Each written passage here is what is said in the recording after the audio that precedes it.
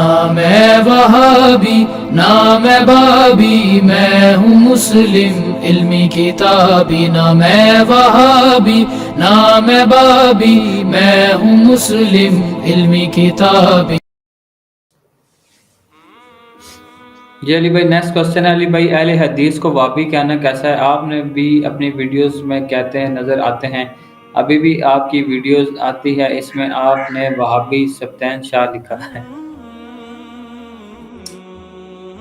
ہاں میں تو کہتا ہوں نہ میں وہابی نہ میں بابی، میں ہوں مسلم علمی کتابی۔ دیکھیں میں 10-12 سال تک آلموسٹ ان کے ساتھ ٹالریٹ کرتا رہا اہل حدیث کے ساتھ، جس طرح صحابہ کرام نے، نبی اسلام نے آخری درجے تک کوشش کی کہ جوز اور کرسچنز کو اسلام کی بات سمجھ آ جائے، کیونکہ وہ آسمانی مذہب کے ماننے والے ہیں، پیغمبروں کے ماننے والے ہیں، لیکن وہ ہدایت جو یہودیوں کے لیے ڈائریکٹلی تھی وہ انڈائریکٹلی اوس اور خزرج امیین کے لیے ہدایت کا سبب بنی۔ ان لوگوں نے اسلام قبول کر لیا جن کو یہودی یہ دھمکی لگاتے تھے کہ جب آخری پیغمبر آئیں گے، سورہ بقرہ میں آیا کہ اس نبی کے آنے سے پہلے تم اس کے وسیلے سے اللہ کے حضور فتح مانگا کرتے تھے۔ یہ وسیلہ وہ پاکستان والا نہیں، یعنی اللہ سے دعا کیا کرتے تھے جلد از جلد اس پیغمبر کو بھیج کے ہم کافروں کے خلاف قتال کر کے ان پہ غلبہ پائیں۔ المستدرک الحاکم میں پوری روایت موجود ہے اس کو سپورٹ ہے۔ اب جب یہ پیغمبر آئے ہیں تو تم کافر بن گئے ہو، اور اوس اور خزرج جن کو یہ دھمکی لگاتے تھے کہ تم لوگ بڑے جنگجو ہو نا، آج تم سے جیتے ہو، جب آخری نبی آئیں گے نا تو ہم تم پہ غلبہ پائیں گے، انہوں نے اسلام قبول کر لیا اوس اور خزرج نے کہ لگتا ہے یہ وہی پیغمبر ہے کہ اس سے پہلے کہ یہودی ایمان لائیں ہم ایمان لیں، تو یہودی بجائے ایمان لانے کے وہ الٹا اس پیغمبر کے دشمن بن گئے۔ اور سورہ نساء میں یہاں تک آیا کہ یہودی کہتے ہیں کہ مشرکین عرب بت پرست مسلمانوں سے بہتر تو وہ ہیں، حالانکہ بت پرست حضرت موسیٰ کو نہیں مانتے تھے، مسلمان تو حضرت موسیٰ علیہ السلام کو مانتے تھے۔ اتنی ضد میں ہے کہ انہوں نے یہ حرکت شروع کر دی۔ یہی حرکت ہمارے ساتھ میرے بھائی اہل حدیث نے کی۔ ہماری توحید اہل حدیث سے بہتر تھی، ان کی توحید پرانے بزرگوں کو رحمت اللہ علیہ کے ساتھ صرف توحید بیان کرنا تھا۔ میں نے تو پرانے بزرگوں کو بھی آڑے ہاتھوں لیا قرآن و سنت اور ان کی کتابوں کی روشنی میں۔ قبر پرستی کے خلاف یہ لوگ بولتے نہیں تھے۔ گنبد خضرا کے اوپر یہ گونگے تھے۔ میں گنبد خضرا کے اوپر بھی امت کو بتایا کہ 650 سال بعد رکھا گیا ہے، یہ غلط ہوا ہے، اس کا رسول اللہ سے کوئی تعلق ہی نہیں ہے، نہ صحابہ تابعین سے، ٹھیک ہے، نہ توحید میں وہ ہمارا مقابلہ کرتے تھے، نہ قبر پرستی کے خلاف بولنے میں۔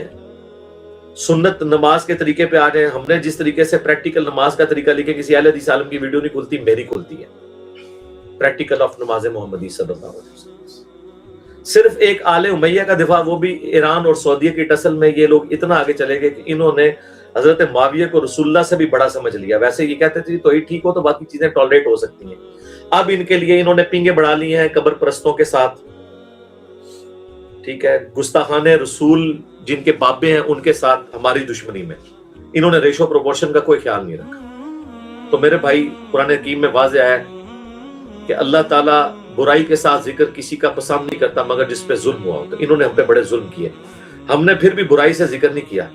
برائی سے ذکر یہ ہوتا ہے جو بریلویوں اور دیوبندیوں کے علماء انہیں اہل خبیث کہتے ہیں، میں نے کبھی اہل حدیث کو اہل خبیث نہیں کہا، کیونکہ میں انہیں اہل حدیث مانتے ہی نہیں ہوں۔ یہ اہل حدیث منہج کا نام لے کے اسے بدنام کر رہے ہیں، یہ تو ایک فرقہ اہل حدیث ہے۔ وہابی ان کو میں نے اس لیے کہنا شروع کیا کہ میں اہل حدیث کا مبارک نام جو ہمارے ائمہ محدثین نے اہل سنت کا، میں ان کے ساتھ جوڑنے کے لیے تیار نہیں ہوں۔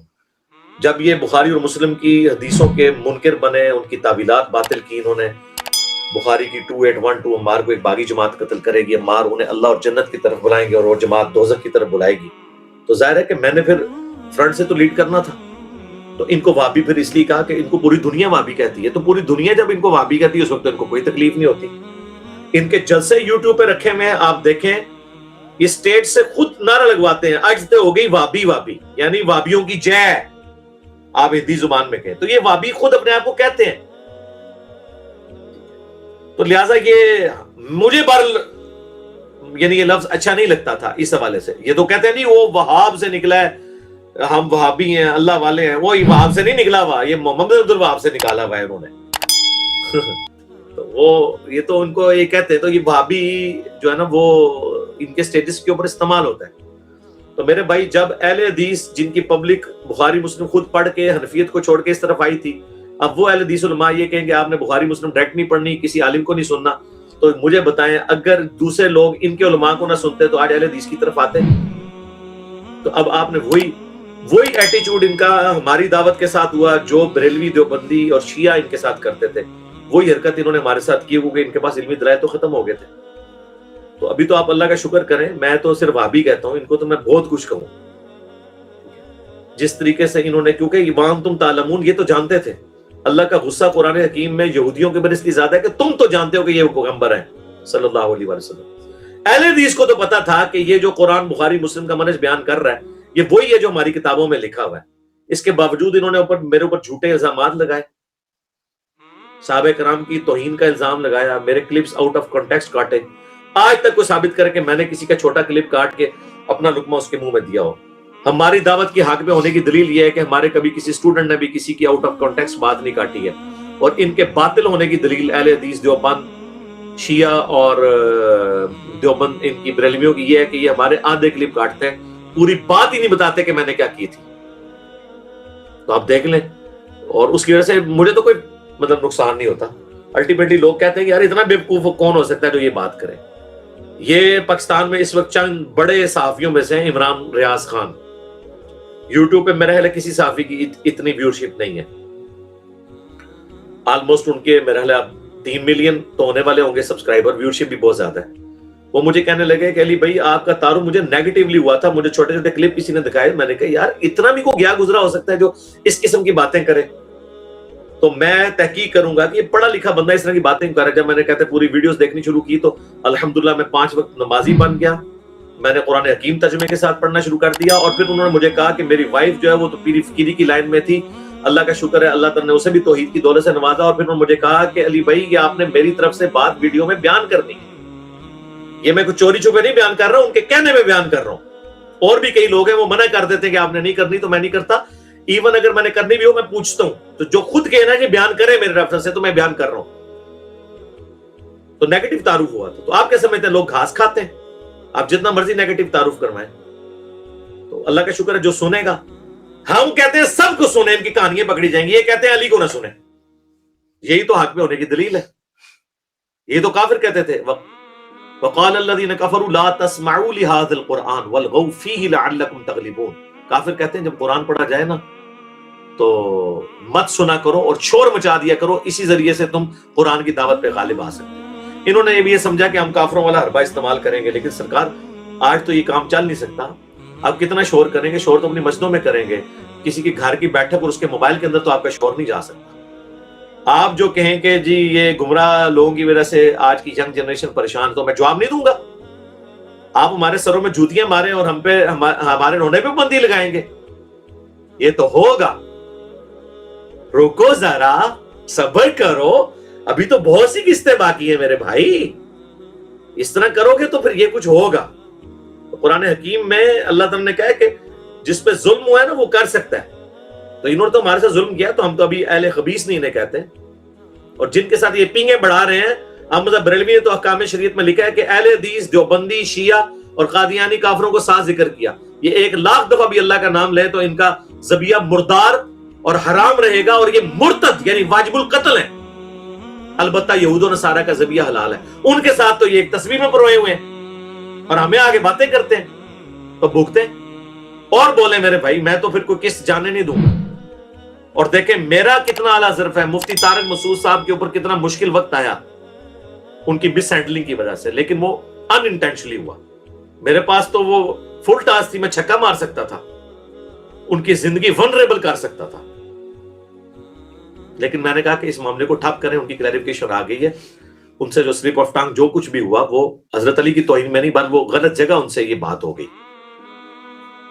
لیکن اس کا فائدہ یہ ہوا کہ میں نے پھر مقدمہ جو ان کو اب وہی جملے وہ کہہ رہا ہے کہ جی وہ آج کل لوگ جو ہیں وہ ایک دوسرے کو گستاخی کے فتوے لگاتے ہیں، ان کی زندگی جیرن کر دیتے ہیں، تو کل تک جب تم لوگ مجھے گستاخ صحابہ اور گستاخ اولیاء کہہ رہے تھے اس وقت نہیں شرم آئی کہ میری زندگی ونریبل کر رہے ہو؟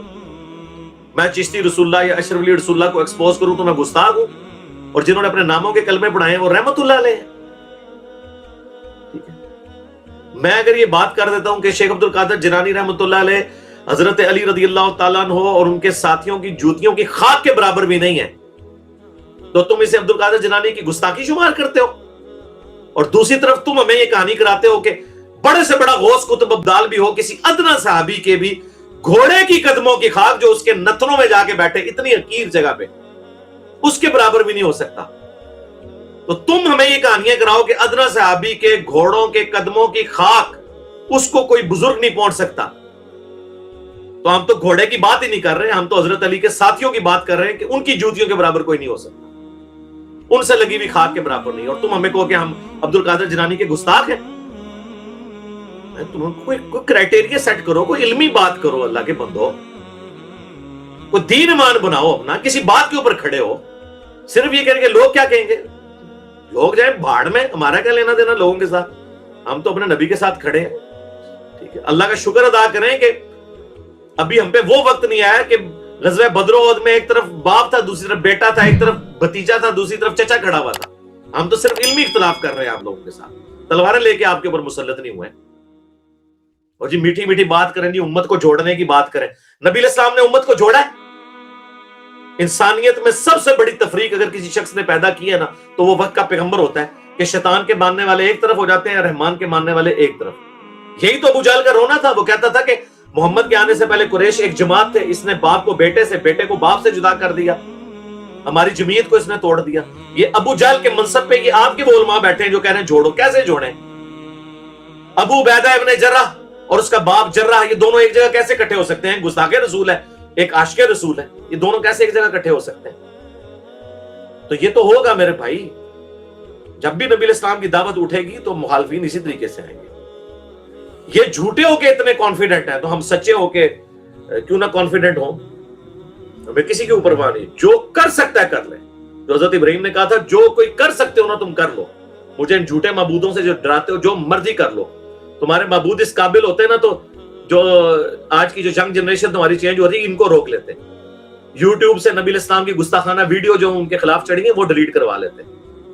میں اپنے لیے بات کرتا ہوں, میری بزرگی پہ لعنت اگر میں نگاہ مار کے کچھ کر سکوں اور میں یہ کام نہ کر سکوں.